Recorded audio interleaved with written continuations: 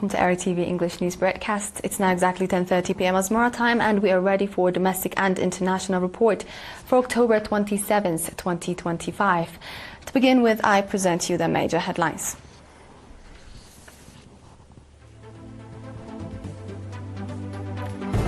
Molki subzone declared free from female genital mutilation.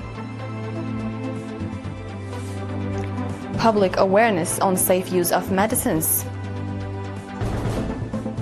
In our international report, Russia says it has tested nuclear-powered Burevestnik missile.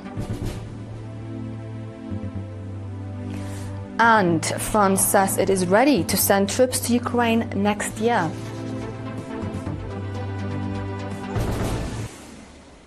In today's domestic report, at a ceremony organized on October 25th, 19 administrative areas in the Molki subzone declared themselves free from female genital mutilation. The ceremony was attended by Ms. Lul Gabrab, Minister of Labour and Social Welfare, Ambassador Mahmoud Ali Haroui, Governor of Gashbarka region, and Ambassador Mahmoud Ali Jabra, Secretary of the PFDJ in the region, indicating that a task force has been established with a view of enhancing public understanding of female genital mutilation and its consequences. Mr. Zerai Berhe, administrator of the subzone, said that as a result of the ongoing efforts, 61 villages in the subzone have declared themselves free from the harmful practice. Mr. Tesfa Gabriel Gabraselassie, acting head of the Ministry of Labour and Social Welfare branch in the subzone, stated that efforts to eradicate female genital mutilation and other harmful practices have been ongoing since 2007. He further noted that the initiative has been carried out in collaboration with the Ministries of Labour and Social Welfare and Health, as well as the National Union of Eritrean Women and the area's administrations in the subzone. Participants of the ceremony expressed their readiness to remain vigilant to ensure that harmful practice does not resurface.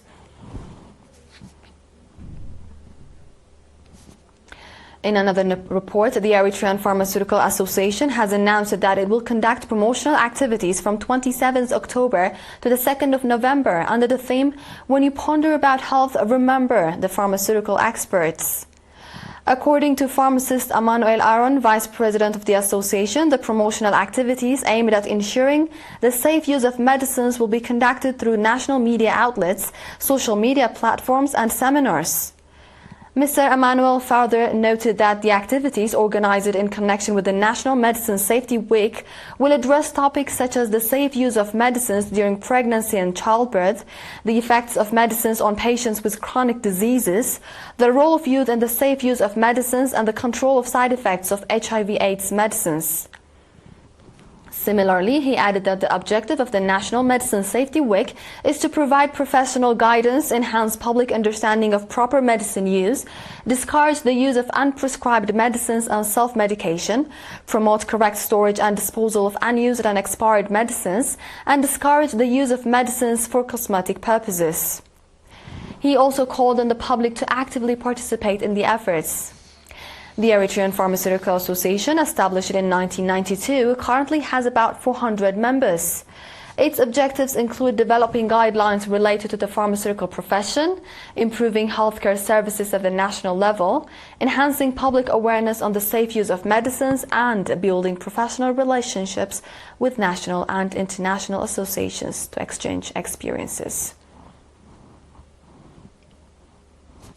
Meanwhile, the Central Region branch of the National Teachers Association has provided capacity upgrading training to teachers focusing on addressing student challenges. The training was offered to 289 teachers ranging from kindergarten to high school levels.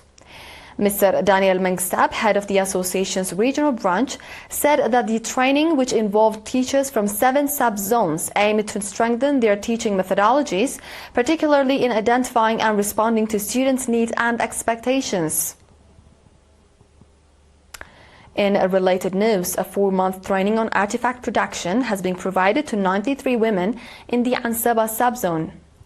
The training, organized by the National Union of Eritrean Women branch in the region, included 50 women from Hamel Malo and 43 women from Habero subzones. Mr. Hassan Rayo, head of social services and projects at the Union Branch, said that providing vocational training to women plays a significant role in improving the livelihoods of women and their families. She called on the trainees to apply the knowledge they gained to enhance their economic conditions and commended their dedication during the program. The administrators of the subzones emphasized the importance of the training in improving the livelihoods of women and called for its sustainability. Do stay tuned, dear viewers, for we shall be back with the international news after the short break.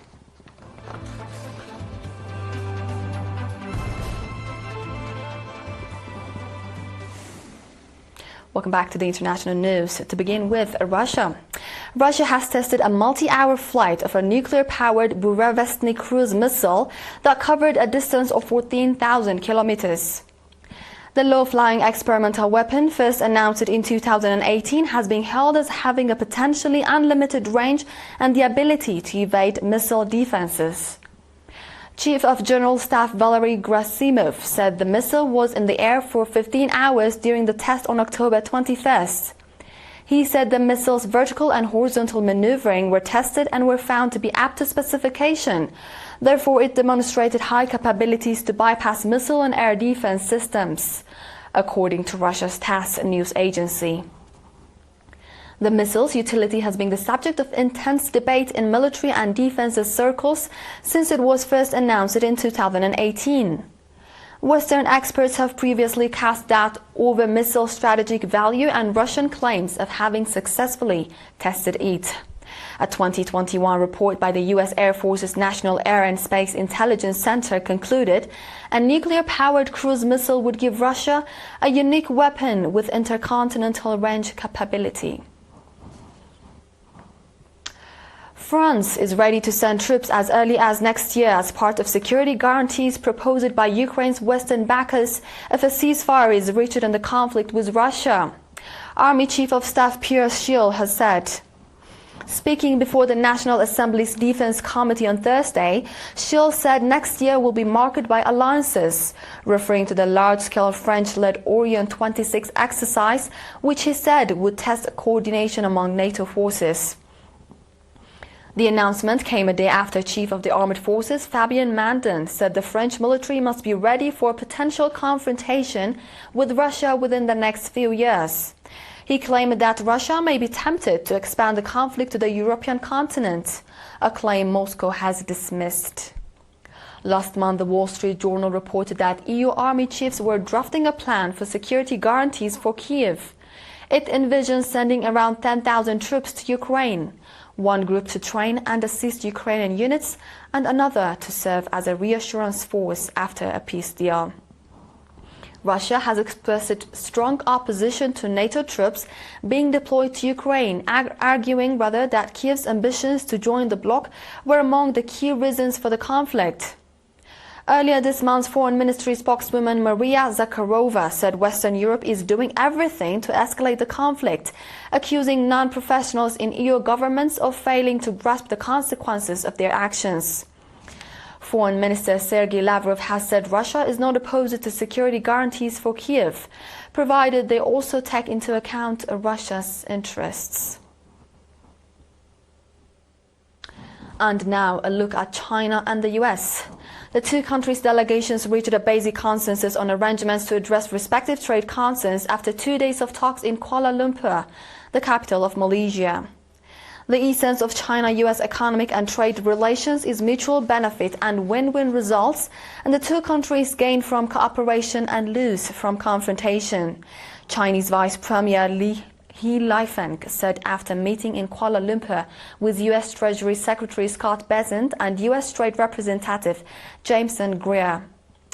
Guided by the important consensus reached by the two heads of state in their foreign conversations since the beginning of this year, the two sides had candid, in-depth and constructive exchange of views on important trade and economic issues of mutual concerns, including the U.S. Section 301 measures on China's maritime, logistics and shipbuilding sectors, extension of the suspension of reciprocal tariffs, fentanyl-related tariff and law enforcement cooperation, trade in agricultural products and export controls.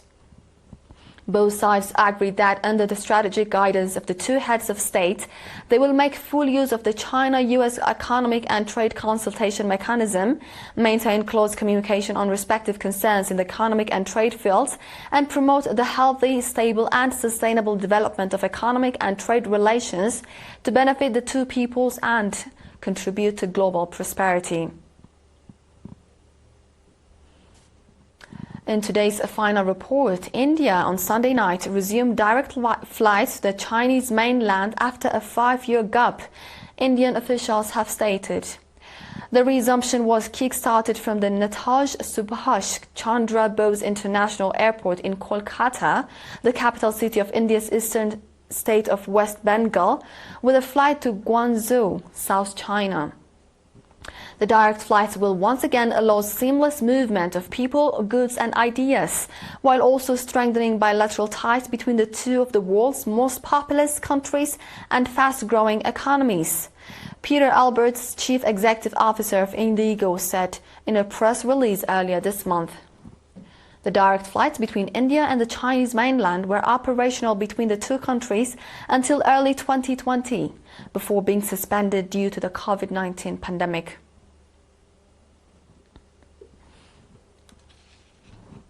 This wraps up our domestic and international news for this session, dear viewers. Before we conclude, I present you the major headlines once more. In our domestic report, Molki subzone declared free from female genital mutilation. Public awareness on safe use of medicines. Moving on to the international, Russia says it has tested nuclear-powered Burevestnik missile.